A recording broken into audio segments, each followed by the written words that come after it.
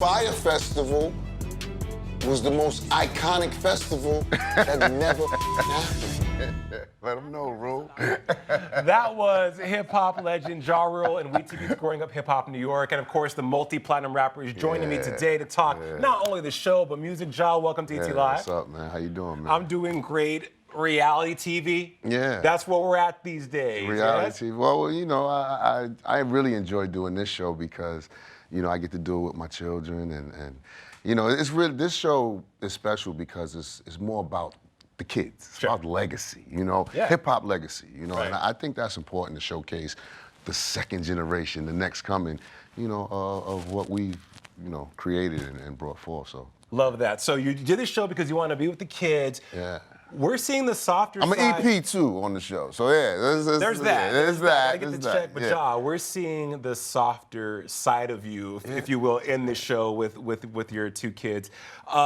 What have you learned? Have I ever shown another side of me? Hey, man. I've always been on the softer side of things, I thought. That's a whole other show. Let me pull up old Vibe magazines, man. But no, really, what did you learn about yourself doing reality TV? Because the camera exposes everything. It does. You know, reality TV kind of, you know, puts the mirror in front of you, you know, and you get to see yourself in a different way, you know.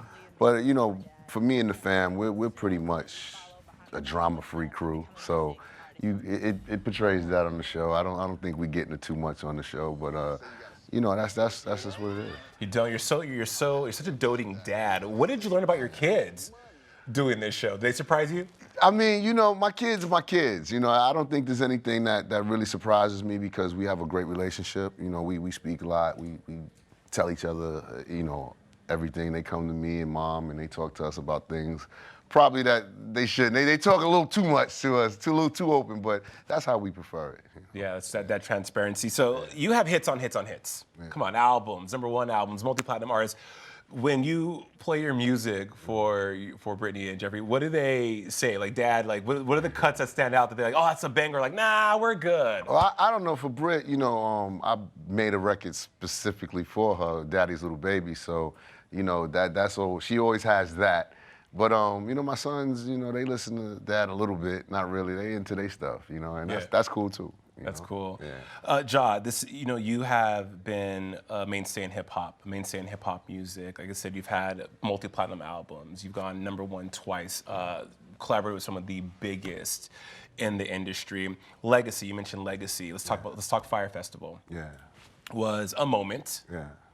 2 documentaries came from the Fyre Festival, which you call the best festival that never happened. Yeah, the most iconic festival. I mean, listen, that never happened. My mom said I want to go to a festival. I said, Mom, watch out for the Fyre Festival. She said, great, I'm not doing it. However, with that said, how did you feel watching those 2 documentaries? You think that was... I never watched them. Oh, you didn't watch them? I never watched the documentary. I mean, you know, I've lived it. I lived through the moment. I lived through all of the craziness online, the backlash of it all. I took it all on the chin, like I was the only guy involved in the situation. But it's okay. It's cool because, you know, going forward, you know, what I'm looking to do, you know, is make the situation right and have an amazing festival. So by making the situation right, what would you say was your biggest regret in regards to the whole Fyre Festival situation? You know, it's so crazy because I'm a person that doesn't regret anything. You know, if it happened, it happened. You know, and I look for the good on it. You know, I try to look at everything as a glass half full.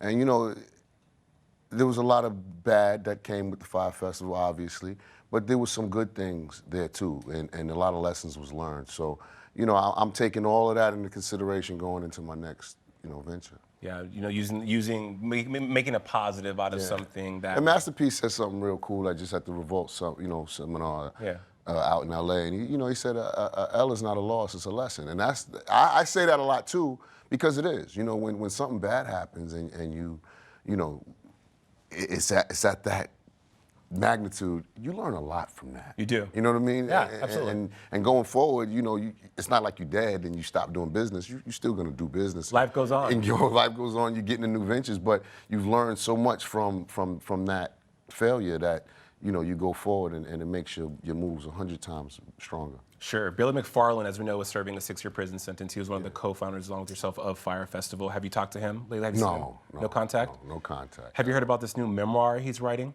I've heard bits and pieces of it, yeah. So no contact at all. It's done deal. Yeah, I'm done, yeah. I'm doing me now. I'm off, yeah. So doing you. You said in the promo, a new festival, which is going to be iconic. Yeah. Okay, so what's up with that? How are we going to come back and light the fire again? No, we're not lighting no more fires. No more fires. We putting the fire out. That's it. The fire has been put out. The water festival. Yeah, this is. I actually. Splash, splash. What's so funny is, I went from Fyre to Ice. Okay. My new company is called the Ice Corp. Okay. And it stands for Innovate, Create, Entertain. Wow. Because that's what I'm in. That's what the whole gist of my company is about. It's about innovation and creativity and entertainment.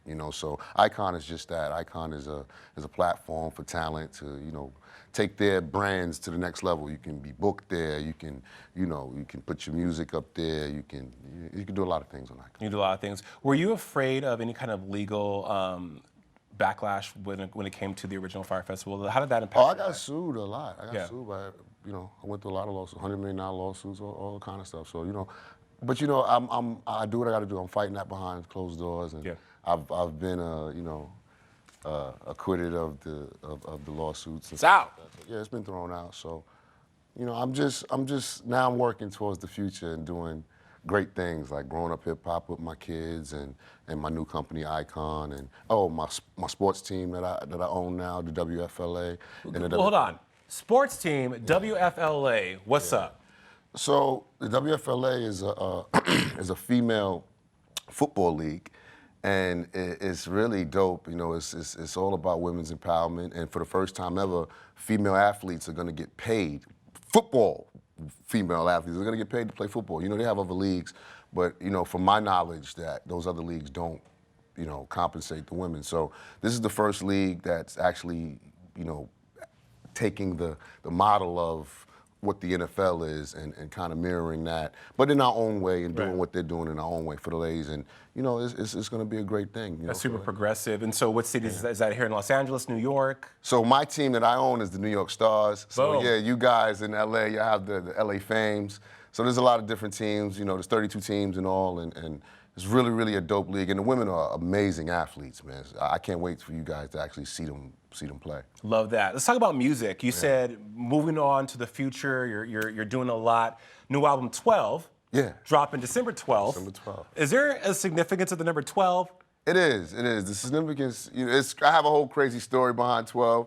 I woke up twice in the night and my album 336. Yeah. So after I made 336, I see it everywhere. 336. It's 336 on the clock. It's so same thing happened when Jay made his album 444. So I was asleep, woke up at 336 one night. No big deal, no biggie. It happens. Go back to sleep, wake up again at 444. So now I'm like, hold on, this is crazy. You know what I mean? I'm like, this is something going on here. So I try to figure out the significance of what those numbers had in common, and it was 12. So then I Google, I can't go to sleep now. I'm Googling what is the significance of the number 12. And I found out that if you're a 12, you're a Pisces. I'm a Pisces. So now I'm like, okay, God just threw this in my lap. The universe, right? If you listen, I'm a big numbers guy. Like, even with my daughter, 229, 922, God, what's the science in this sign you threw? We're the opposite. She's the female replica of myself. So it's like, I'm big on numbers. And so when I actually found out what 12 meant, it matched everything I was going through. Just my whole person, my whole being, and how I am with people and everything, So 12 is about a spiritual journey, and it's about shedding your past, transgressions and things, and moving forward into your new successes in the future. There's an evolution with you, Ja. We're seeing it with growing up hip hop. On this new album, with that evolution, is there a new sound? What are we gonna get? Because the fans are hungry, man. It's been it's almost 7 years since the last album. We need this, Ja. What's going on? I can't wait to put it out, man. My sound is my sound. And I think over the course of 5-10 years now, we've heard, growth of that sound, you know, in many ways. And I think, you know, what the new artists have done is taken that sound that I kind of, you know, made cool and popular when I was doing it. They've taken it to a whole new level, which gives me the autonomy to go and make this album and really go with no holds barred. Yeah. You know, whereas maybe when I was doing it back in the day, like I've made whole records back in the day where I sang the whole record, but I end up selling them. You know, a la Rainy Days, or you know, I end up selling them Huge because hit. because I'm like, I can't sing these records, but now I can. Yeah.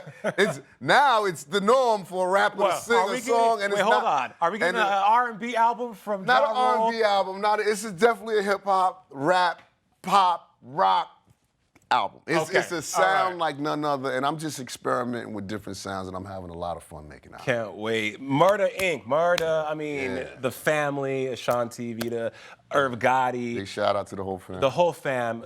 What's up with this reunion tour? Are we finally going to get the Murder Inc. reunion tour? It's a long time coming. No, B2K went out on the morning. Yeah, I would love to put it together. I would love to do it and make it happen. It's just a lot of politics involved. Sure. You know, between Irv and some of the other members of the family. People are busy, right? People are busy, and you know, people got some things to clear up. But it's cool.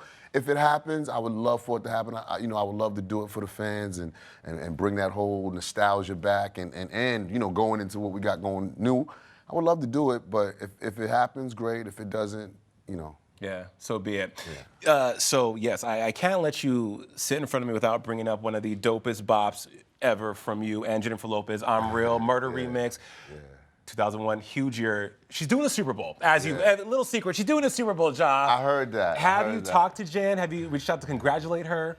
No, I haven't. I haven't talked to her, reach out to congratulate her, but congratulations, Jen, on the Super Bowl. It's gonna be dope. You know, she's an amazing performer, so I'm looking forward to it. I want to put it out there right now. We need to have a Ja and Jennifer duet reunion at the Super Bowl. Could we possibly make that happen? How would you love to see that happen? I mean, if it happens, it'll be really dope. You Yeah. know, but we'll see. We'll see. Yeah. All right. Well, again, growing up hip hop, good stuff. We're seeing a whole new side with you and your kids. What's the one thing that you want the audience to take away from you and your family on this show? And what's the one thing you want the audience to know about who Ja Rule is now in 2019, sound and as a man? I'm a grown man. I'm 43 years old. You know, I'm in a different space in my life. You know, Black don't crack, man. I appreciate it. I'm very happy. You know, I have a loving family. You know, my wife and my 3 children. And, you know, I'm doing what I always dreamt of doing, you know, putting my kids through college and, you know, just being successful in those ways, you know, outside of the material stuff and what people deem as successful. I'm very successful in life, you know, as far as what I have going on with family and, you know, friends and things of that nature. So I'm happy. My daughter, she graduated from Hampton.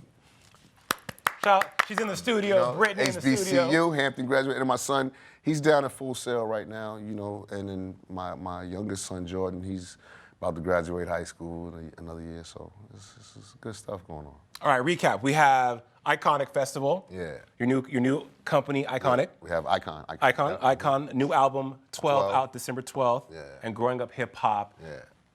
Thursdays, 9 p.m. on WeTV, guys. Make sure you tune in. Ja Rule. Yo. Pleasure and an honor, No man. doubt, man. Keep up the Much good work. love, All right, for y'all. sure.